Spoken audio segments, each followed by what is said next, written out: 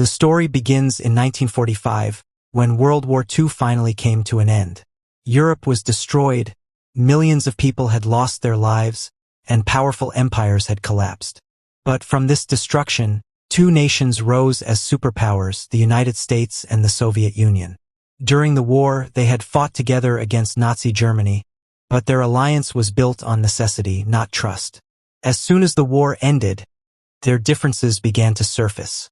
The United States believed in democracy and capitalism, where people had freedom and private businesses controlled the economy. On the other hand, the Soviet Union followed communism, where the government controlled everything in the name of equality. These opposing ideologies became the root of a global rivalry that would soon be known as the Cold War.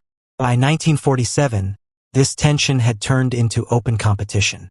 The United States introduced the Truman Doctrine, making it clear that it would support any country trying to resist communism.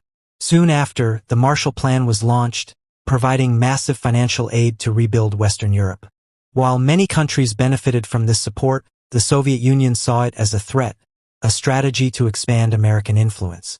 In response, the Soviets tightened their control over Eastern Europe, turning countries like Poland, Hungary, and East Germany into communist states. The world was no longer united after World War II. Instead, it was divided into two powerful blocs, each trying to prove its superiority. The division became more visible in 1948 during the Berlin blockade. Germany had been split into different zones, and Berlin itself was divided despite being deep inside Soviet territory. When the Soviet Union blocked all land access to West Berlin, it was an attempt to force the Western powers to leave. Instead of backing down, the United States organized the Berlin Airlift, flying in food and essential supplies for the people of West Berlin. For nearly a year, planes landed every few minutes, keeping the city alive. Eventually, in 1949, the Soviet Union lifted the blockade. This event showed the world that the Cold War would not be fought with direct battles, but through pressure, strategy, and determination. That same year marked another major turning point.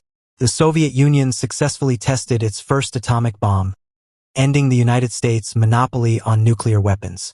This led to a dangerous arms race, where both sides began building more powerful weapons. The fear of nuclear war became very real, as both nations now had the ability to destroy each other completely. This balance of terror became known as mutually assured destruction, meaning that if one side attacked, both would be wiped out.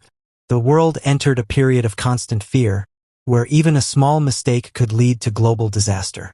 In 1950, the Cold War turned violent in Korea. The country had been divided